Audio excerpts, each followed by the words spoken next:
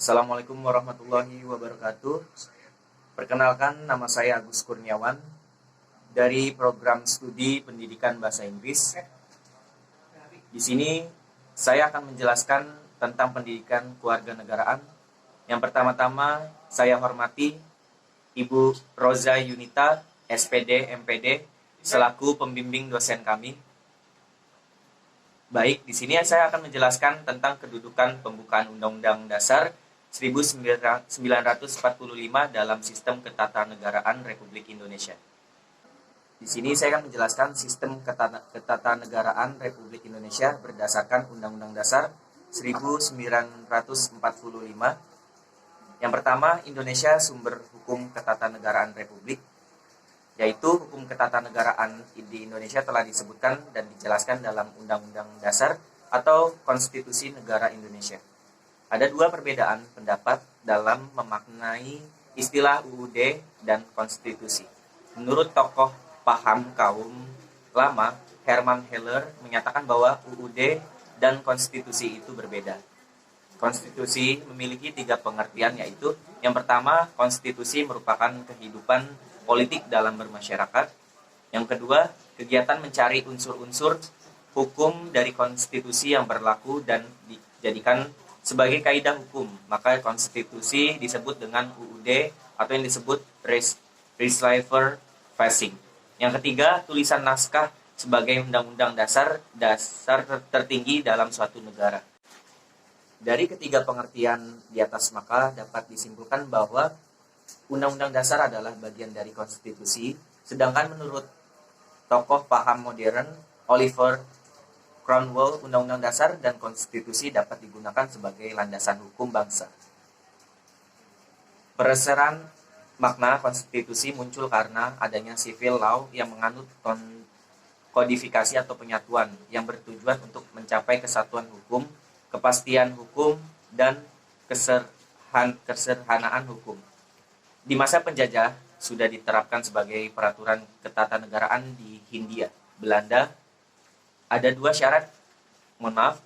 sistem yang diterapkan, yaitu sistem Reglement atau disebut RR. Pada sistem ini adalah sistem peraturan pemerintah yang dapat dibuat oleh gubernur jenderal.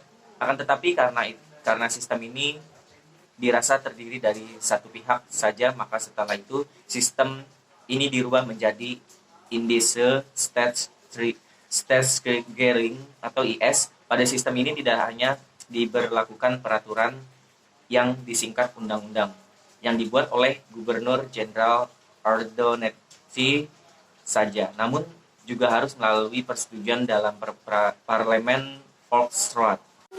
Baik yang ketiga, UUD-S 1950 di tahun 17 Agustus 1950 sampai dengan 5 Juli 1959. Masa ini berlaku undang-undang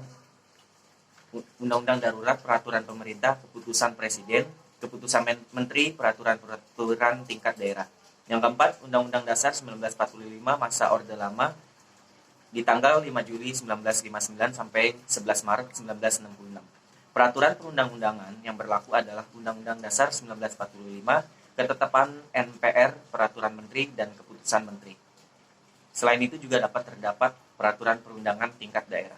Yang kelima, Undang-Undang Dasar 1945 masa Orde Baru di tanggal 11 Maret 1966 sampai 28 Juli 1998.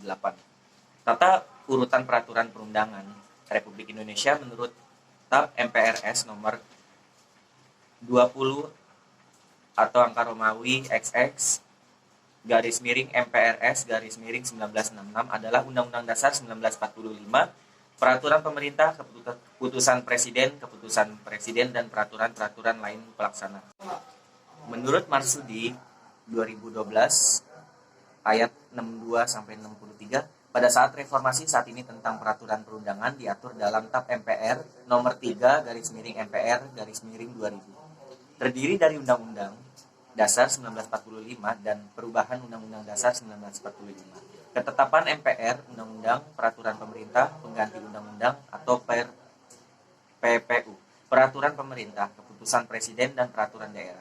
Setelah itu, hierarki Peraturan Perundangan Republik Indonesia berubah berdasarkan Undang-Undang Nomor 10 Tahun 2004 dan Undang-Undang Nomor 12 Tahun 2012 tentang pembentukan peraturan perundang-undangan. Jenis dan peraturan perundang-undangan Republik Indonesia menurut undang-undang tersebut adalah UUD 1945. Undang-undang atau PPU, peraturan pemerintah, peraturan presiden dan peraturan daerah tingkat kota atau kabupaten dan peraturan tingkat desa.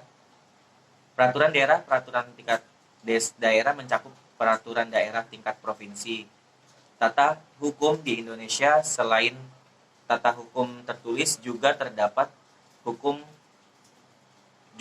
tata hukum tidak tertulis yang disebut dengan istilah konvensi, yaitu sebuah aturan kedatangan yang menjadi kebiasaan untuk mengisi kekurangan-kekurangan yang ada dalam sebuah peraturan negara.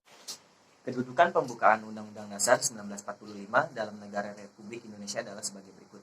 Yang pertama, pembukaan Undang-Undang 1945 sebagai pernyataan kemerdekaan yang terperinci bangsa Indonesia pada tanggal 17 Agustus 1945 telah menyatakan proklamasi kemerdekaannya, yaitu dalam suatu naskah proklamasi yang dibacakan oleh Soekarno-Hatta atas nama seluruh bangsa Indonesia. Proklamasi pada hakikatnya memiliki dua makna, yaitu suatu pernyataan tentang kemerdekaan bangsa Indonesia dan tindakan-tindakan yang harus segera dilaksanakan berkaitan dengan proklamasi tersebut. Artinya, mulai detik proklamasi tersebut, bangsa Indonesia menyusun negara yang merdeka, yang memiliki kedaulatan sendiri untuk mewujudkan cita-cita bersama, yaitu masyarakat yang adil dan makmur, material maupun spiritual. Dalam pembukaan Undang-Undang 1945, baik pernyataan proklamasi pada alinea ke-3 maupun tindakan-tindakan tentang pembentukan negara Republik Indonesia sejak alinea ke-3.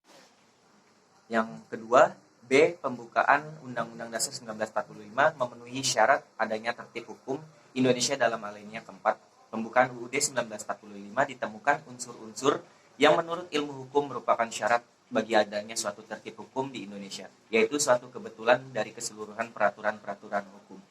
Yang ketiga, C. Pembukaan Undang-Undang 1945 sebagai pokok kaidah negara yang fundamental di dalam suatu tertib hukum terdapat urutan-urutan susunan yang bersifat hierarkis, di mana Undang-Undang Dasar pasal-pasalnya bukanlah merupakan suatu tertib hukum yang tertinggi. Di atasnya masih ada dasar-dasar pokok dari UUD ataupun hukum dasar yang tidak tertulis, yang pada hakikatnya terpisah dari UUD atau hukum dasar yang tidak tertulis itu yang dinamakan pokok kaidah yang fundamental.